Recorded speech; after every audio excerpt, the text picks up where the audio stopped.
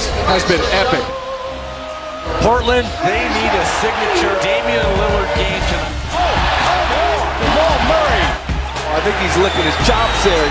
It has been all Denver thus far. So many competitive games between these two teams. This, not one of them. Yep, it was blowout Tuesday in the NBA playoffs. Game 5 last night in Denver with the Blazers and Nuggets tied at 2. Roll call. Jokic is here. Millsap is here. Let's give it up for Paul Millsap. 34 years old, consummate pro, averaging 19 and 9 in this series and taking Enes Kanter to school. Kanter not a great defensive player, but Paul Millsap getting it done. Rubs him off the pick, gets him in the paint. Absolutely. He was 5 for 5 in the first half when being guarded by Kanter, finished with 24 points and 8 boards. Millsap and Jokic, they're not fancy, they're not sexy, but they are brutally effective. Nikola there for the putback tip-in. How about the Nuggets? Lose a devastating 4-overtime game, then bounce back and roll through the next 2. Jokic, 19 boards, doing a lot of work on the offensive glass with 6 rebounds and scoring points off that, tying a team playoff record, by the way, with those 19 rebounds. Jamal Murray, while you're up there, could you get that? Thank you. Murray dishing it out as well, finding Mason Plumlee up top.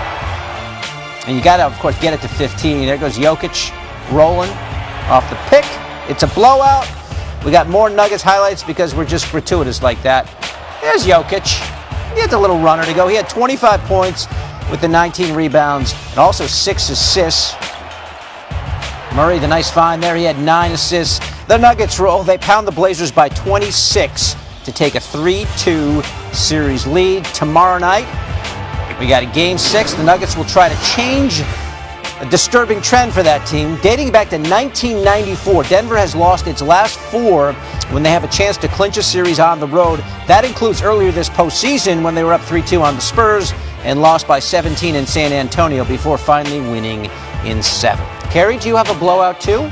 I do, David. Thank you. It was a blowout Tuesday, as described. Joel Embiid, clearly sick, folks, as we talked about it, and he's shared that with us for some time. He was probable earlier in the day. There he is, not looking 100%, and you'll see it on the court as well. Not effective, throwing the ball out of bounds.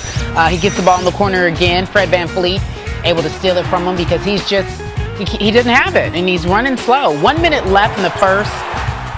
Kawhi actually had it, folks. Second quarter, Ben Simmons taking the ball up the court. He turns it over. You know, they just did not have it. Why is that? It's just a bad night.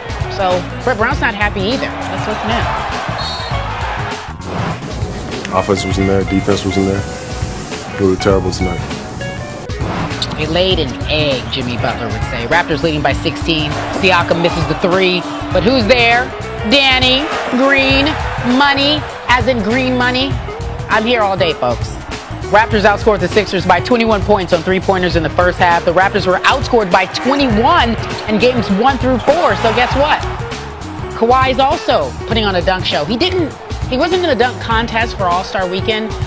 In fact, he said, I'm going to save it for this game, and I'm okay with that, Kawhi. So we're moving on to the third quarter. Again, I'm here all week, folks, if you guys care. Leonard drives, another dunk. David, I wish I could hear you talking to me because I'm sure you're enjoying this highlight as well. This jazzy ensemble that we're playing in the background. Embiid checks out. Now Drake is trolling him by doing the dance that Joel Embiid does. And Joel is giving us a sad face. I'm just going to look at the box score. You did bad, buddy. Hopefully you feel better. Sixers Raptors, 125-89. What does it all mean? Because I'm going to talk about that Kawhi guy. Dominated the postseason, and he's on the verge of tying a franchise record. He scored at least 20 points in 7 straight games. One shy of Vince Carter's longest streak in Raptors postseason history. We'll see if the Sixers may be able to do something else, but I doubt it, because here it says we'll see if they can close out tomorrow, they being the Raptors. This jazzy tune is throwing me off, guys. I don't know. I feel like I need a cigar of some sort. I don't know, David. All right. Some lucky few are blessed with an abundance of talents like Ted Williams, who hit the Triple Crown. Hall of Fame baseball player, Hall of Fame fly fisherman, and a decorated fighter pilot. Tony Romo has got some of that. Not just the Cowboys' all-time leading passer, but a great high school basketball player. He's killing it in the booth as a color analyst. And yes, Tony knows his way around the golf course. Playing this week at the Byron Nelson on a sponsor's exemption. Our Cowboys reporter, Todd Archer, got to play caddy for Romo ahead of tomorrow's first round.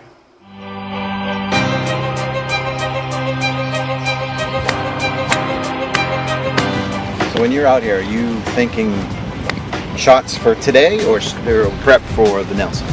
I think you're just always working on your game and trying to improve the areas that aren't your strength.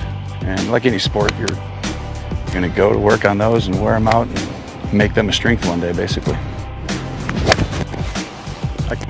I killed him. 4!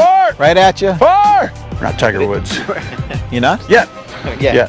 Exactly. If you want to get good, it doesn't happen just by thinking about it all the time, although I do that too. So is the end game what? I mean, you want to be on the tour? There is no end game. Yeah. I mean, it really is be as good as I can be. An improvement just continues to happen. It's the same with football. It's like you're playing, you want to be great, but it's like that's down there. You just want to keep improving. Come on. Feels like a tournament out here with these cameras, doesn't it? President Obama's in your foursome at Trinity Forest. What's that like? I mean, it was great. I mean, it was, I'd met him before, but I'd never played golf with him, and he was a great guy. He's got a good golf game, too. It's fun to watch. Took home the money. Oh, we don't talk about such things.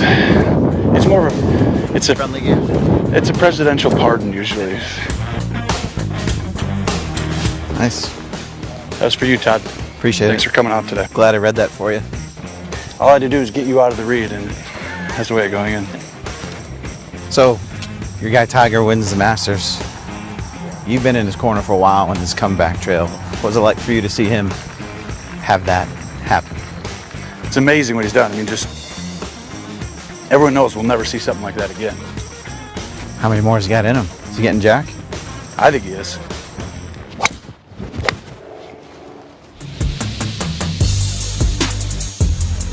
Oh! Is that whole regulation? I thought I made it. So, what's the goal when you get to the Nelson? What? It'll be a successful week for you if. For me, the expectations are nothing more than each shot, commit to what you've been doing. And if I just basically go out and play like I have been, I'll be fine with that. The AT&T Byron Nelson, the Nelson as those guys call it, gets started tomorrow. So here's the Westgate odds. You got Brooks Koepka there at 7-1 is the favorite. Bunch of guys, and then we had to put a lot of zeros in on Tony's. He's 79th, and he's 10,000 to 1 to win the Byron Nelson, and we'll all eat our hats if he does it, but it makes for good copy. Tony Romo playing golf. Coming up, David, I'm with Tony. Steph and Clay haven't made much of a splash against the Rockets, so is Steve Kerr changing the game plan to compensate? That's what we'll find out next. Plus, defense is really important to preserve a no-hitter, right? But this diving catch can't even make it into top plays? Why is that? We discuss it later. Coast to coast.